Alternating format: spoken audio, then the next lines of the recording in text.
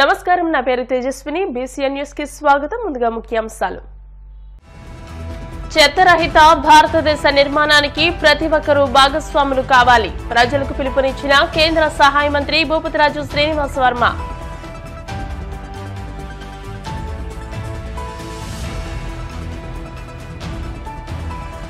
గుజరాత్లోని గాంధీనగర్లో పెట్టుబడిదారుల సమావేశం. ముఖ్య అతిథిగా హాజరైన ఏపీ ముఖ్యమంత్రి చంద్రబాబు.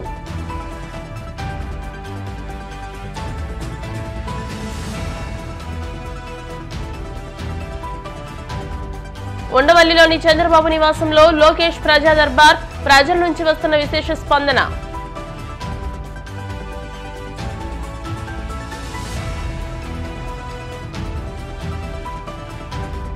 ప్రతి ఒక్కరూ మొక్కలు నాటి వాటిని సంరక్షించాలి. ప్రజలకు పిలుపునిచ్చిన కడప ఎమ్మెల్యే మాధవిరెడ్డి.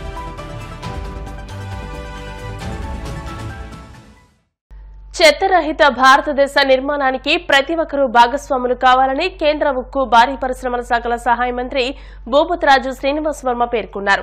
మంగళవారం అంబేద్కర్ సర్కిల్లో నిర్వహించిన స్వచ్ఛతా హీ సేవ ప్రారంభ కార్యక్రమానికి కేంద్ర ఉక్కు భారీ పరిశ్రమల శాఖ సహాయ మంత్రి భూపతిరాజు శ్రీనివాస్ వర్మ ముఖ్య అతిథిగా పాల్గొన్నారు. ఈ కార్యక్రమంలో collector Chedalavada Nagarani, SP Adnan Naeem Asmi, Bhimavaram MLA Pulaparthi Ramanjaneyulu, ఉండి ఎమ్మెల్యే కనుమూరి రఘురామకృష్ణరాజు తదితరులు పాల్గొన్నారు.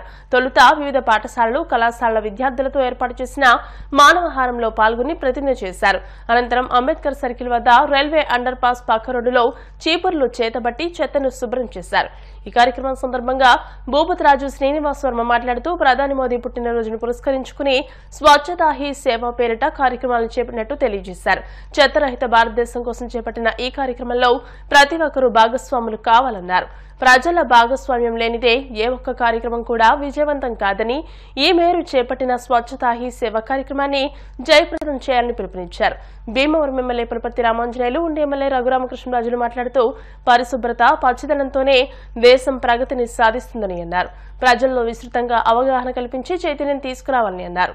ఈ కార్యక్రమంలో జిల్లా joint collector T Rahul Kumar Reddy, జిల్లా అడిషనల్ ఎస్పీ వి Bhimarao, DSP Jayasurya, municipal commissioner K Ramachandra Reddy, జిల్లా గ్రామ వార్డు సచివాలయ అధికారి కేసీహెచ్ అప్పారావు, జిల్లా ఆర్డబ్ల్యూఎస్ అధికారి బి నాగేశ్వరరావు, తహసీల్దార్ రావి రాంబాబు, శ్రీ విజ్ఞాన వేదిక కన్వీనర్ చెరుకు వనరంగ సై, ఎంసీ మాజీ చైర్మన్ కె నాగేశ్వరరావు, మెంటే పార్థసారథి, వేగేసిన కృష్ణరాజు పాల్గొన్నారు.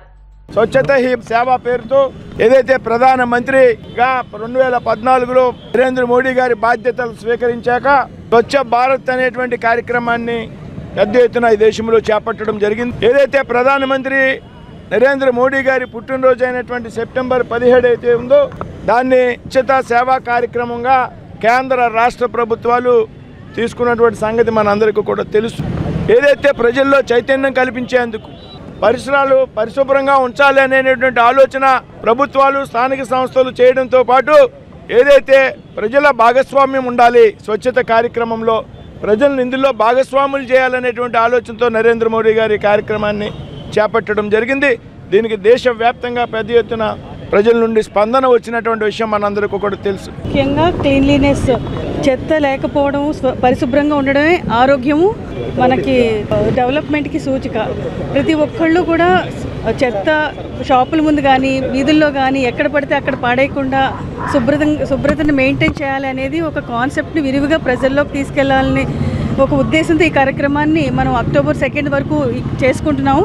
ముఖ్యంగా పిల్లలు, యూత్ ఎవరైతే మానవహారంలో ఈరోజు పాల్గొన్నారో వాళ్ళందరూ కూడా ఒక మైండ్లో పెట్టుకోవాల్సింది ఏంటంటే ఏదైనా తిని ఇట్లా పాడేయడం అనేది ఎంత ఇబ్బందికరం. అంటే వాళ్ళు తిని పాడేసేసింది వేరే వాళ్ళు వచ్చి క్లీన్ చేయడం అంటే అది చాలా కష్టమైన పని. అలా కాకుండా ప్రతి విద్యార్థి, కాలేజ్కి వెళ్ళే విద్యార్థి, స్కూల్కి వెళ్ళే విద్యార్థి ఏవి కూడా ఎక్కడ పడితే అక్కడ చెత్త వేయకుండా ఉండడం అనే ఒక కాన్సెప్ట్ చిన్నప్పటి నుంచి పిల్లలకి అవగాహన కల్పించడం, మైండ్లోకి ఎక్కించడం అనేది ఈ కార్యక్రమం యొక్క ఉద్దేశం. పరిశుభ్రత లేకపోతే మన రోగాలు కొనుక్కు తెచ్చుకున్నట్లే. ఎక్కడైతే పరిశుభ్రత ఉండదో అక్కడ రోగాలు మన వెంట ఉంటాయి. మనం పరిశుభ్రంగా ఉన్నట్లయితే రోగాలు అనేవి మన వెంట రావు.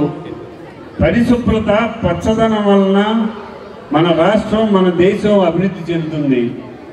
దానికోసం అందరూ కూడా పరిశుభ్రత పాటించాలి. మరి మన భీమవరం నియోజకవర్గంలో కలెక్టర్ గారి ఆధ్వర్యంలో పరిశుభ్రతకి ఎక్కువ ప్రాధాన్యత ఇచ్చి కమిషనర్ గారి ఆధ్వర్యంలో పరిశుభ్రత అనేది అందరికీ తెలిసేటట్లుగా చూపించాలి. మనం కొంచెం స్వచ్ఛతని అలవాటు చేసుకుంటే తర్వాత స్వచ్ఛత లేకుండా మనం ఉండలేం. సో కాబట్టి మన జిల్లాలో జిల్లా యంత్రాంగం నాయకత్వంలో మా మంత్రి, మనకు కేంద్ర మంత్రి ఉన్నాడు, మన జిల్లాకి ఇంకొక రాష్ట్ర మంత్రి ఉన్నారు, ఇంతమంది ఉన్నారు. కాబట్టి స్వచ్ఛతలో మొన్న త్యాగనిరతిలో మన జిల్లాకు ఫస్ట్ ప్రైజ్ వచ్చింది, కలెక్టర్ గారికి అభినందన కూడా వచ్చింది.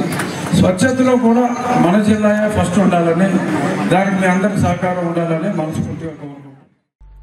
ఆర్థిక సంస్కరణలకు ముందు వృద్ధి రేటు సాధారణంగా ఉండేదని 1991లో సంస్కరణలు వచ్చిన తర్వాత విప్లవాత్మక మార్పులు వచ్చాయని ఏపీ ముఖ్యమంత్రి చంద్రబాబు పేర్కొన్నారు.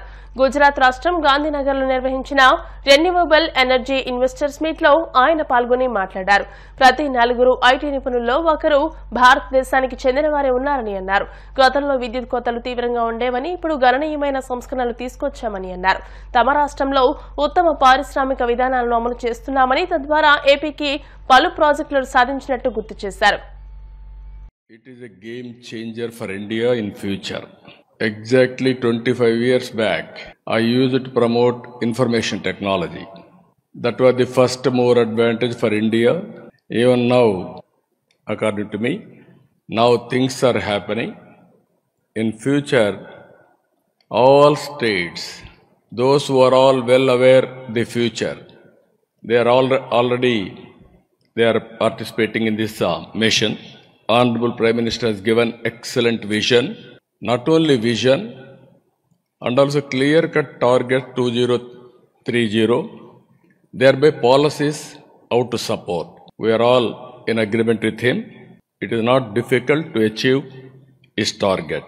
Always, some states are very strong in wind, some states are very strong with solar and also with the land availability. Some states are very strong in pumped energy and hydro energy. If we mix all these things, then we can go real-time green energy, their momentum. People are investing in RE. Even every industry should become a producer. Farmer should become a producer rupees. So that within 5 years, I want to maximum also. We are working to create excellent ecosystem. Generation 2, last mile integration for green hydrogen. That is our mission. And also not only producing green hydrogen, and also we wanted to use green hydrogen in all walks of life, either domestic, agriculture, industry, transport, commercial, you name anything. We want to go in a big way. This is our vision. I strongly believe once IT revolution, now energy revolution. Everybody will focus about energy revolution. At this crucial stage, Prahalad Joshi ji is the minister. He will be remembered in the history of India. Take it up seriously. Take to the logical conclusion. It is a game changer for India. Not only one state or 2 states. We are making public policies. Everything in the interest of the public only. I am very happy with all of you. I have seen so much of enthusiasm. This has to be transformed into outcomes. I am confident in the near future all these things will happen. I don't have any doubt India will become developed nation by 2047. By that time, we will reach green energy and green hydrogen downstream industries targets also for creating wealth and employment for this great nation. With this, I am thanking all of you. Thank you, Ananda. Mangalagiri నియోజకవర్గ ప్రజల కోసం మంత్రి నారా లోకేష్ ప్రారంభించిన ప్రజా దర్బార్కు అనూహ్య స్పందన వచ్చింది. ఈ కార్యక్రమం కేవలం మంగళగిరి ప్రజల కోసమే నిర్వహిస్తున్నప్పటికీ రాష్ట్ర నలుమూలల నుంచి ప్రజలు పెద్ద ఎత్తున తరలివచ్చి యువ నేతకు సమస్యలు చెప్పుకుంటున్నారు. తెల్లవారుజాము నుంచే ఉండవల్లిలోని చంద్రబాబు నివాసం వద్ద పెద్ద ఎత్తున జనం బారులు తీరారు. రోజు రోజుకు ప్రజల నుంచి వస్తున్న స్పందన నేపథ్యంలో రాష్ట్రంలోని అన్ని నియోజకవర్గాల్లోనూ ఈ కార్యక్రమాన్ని చేపట్టాలని కొత్తగా ఎన్నికైన ప్రజాప్రతినిధులు భావిస్తున్నారు. రాష్ట్ర నలుమూలల నుంచి ఎంతమంది వచ్చినా ఓపికగా వారి నుండి వినతులు స్వీకరిస్తూ లోకేష్ భరోసా కల్పిస్తున్నారు. విజయవాడ ప్రకాశం బ్యారేజీ వైపు వరదల్లో కొట్టుకొచ్చిన 3 భారీ ఇసుక రవాణా బోట్లను తొలగించే పనులను జలవనరుల శాఖ మంత్రి నిమ్మల రామానాయుడు పర్యవేక్షిస్తున్న సంగతి తెలిసిందే. ఈ మేరకు ఆయన మీడియాతో మాట్లాడుతూ ఎంతో కష్టతరమైన ఈ ఇనుప బోట్ల తొలగింపును 7 రోజుల నుంచి ఇంజనీరింగ్ విభాగం, ఏజెన్సీలు భారీ క్రేన్లను, చైన్ బాక్సులను, ఎయిర్ బెలూన్ టెక్నాలజీని ఉపయోగించి తొలగిస్తున్నట్టు చెప్పారు. కాకినాడ, వైజాగ్ నుండి నిపుణుల సలహాలు తీసుకున్నట్లు తెలిపారు. ఈ కార్యక్రమంలో హోంశాఖ మంత్రి వంగలపూడి అనిత అధికారులు పాల్గొన్నారు.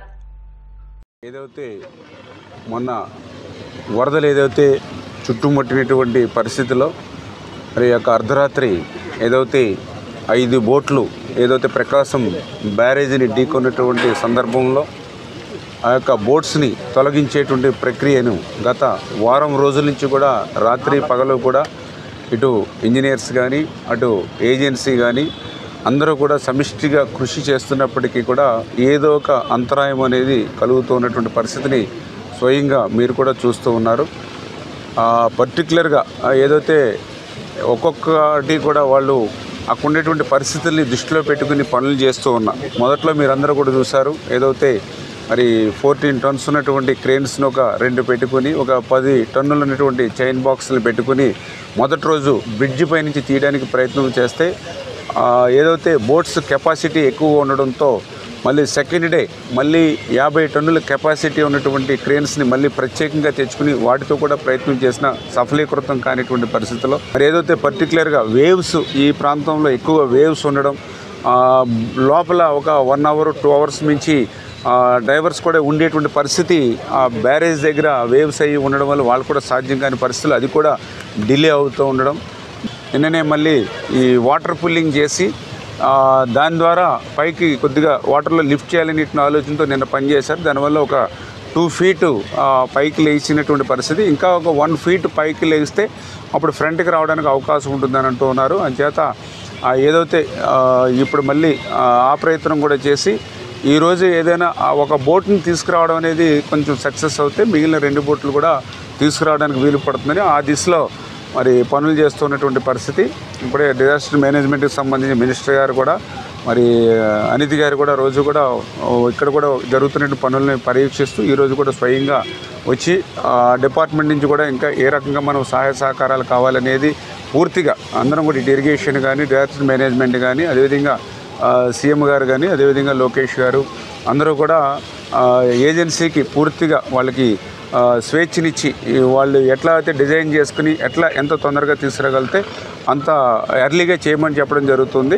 ఇక్కడ ఉండేటువంటి బ్యారేజీకి కానీ వీటికి కానీ ఏ ఇబ్బంది కలగకూడదన్న ఉద్దేశంతో ఆ పనులు చేయడం వల్ల కొంత ఆలస్యం అవుతున్నా పర్ఫెక్ట్గా చేస్తామని చెప్పడం జరుగుతుంది. బోట్ కూడా మనం ఆల్రెడీ మొదట 40 టన్నులు అనుకున్నాం వెయిట్, తీరా చూస్తే ఇప్పుడు 80 నుంచి 100 టన్నుల వరకు కూడా బోట్ వెయిట్ ఉంటుంది. దగ్గర దగ్గర 300 టన్నుల శాండ్ని యథేచ్ఛగా ట్రాన్స్పోర్ట్ చేసేటువంటి విధంగా ఈ బోట్స్ని తయారు చేశారు. దీనికి ఆల్రెడీ ఐరన్స్ కూడా చాలా ఎక్కువ, ఆల్రెడీ లోపల ఇన్నర్ ఒకటి, మళ్ళీ అవుటరు, మళ్ళీ ఎక్కడికక్కడ మళ్ళీ ఐరన్ బెల్ట్స్, ఇట్లాగా 3 టైప్స్ స్ట్రక్చర్ ఐరన్తో ఉండడం వల్ల వెయిట్ పెరుగుతుంది. కట్ చేద్దామని కూడా వీలు కాని పరిస్థితి. ఇటువంటి ప్రతిబంధకాలు ఎన్ని అయినప్పటికీ కూడా ఇక్కడ ఉన్నటువంటి అధికారులు కానీ ఏజెన్సీ కానీ 24 hours వర్క్ చేస్తూ ఉన్నారు. దాన్ని కూడా మేము అటు డిజాస్టర్ మేనేజ్మెంట్ కానీ ఇటు ఇరిగేషన్ కానీ మేము కూడా మానిటరింగ్ చేస్తాం. ఇప్పుడు కాసేపు ప్రకటనలు.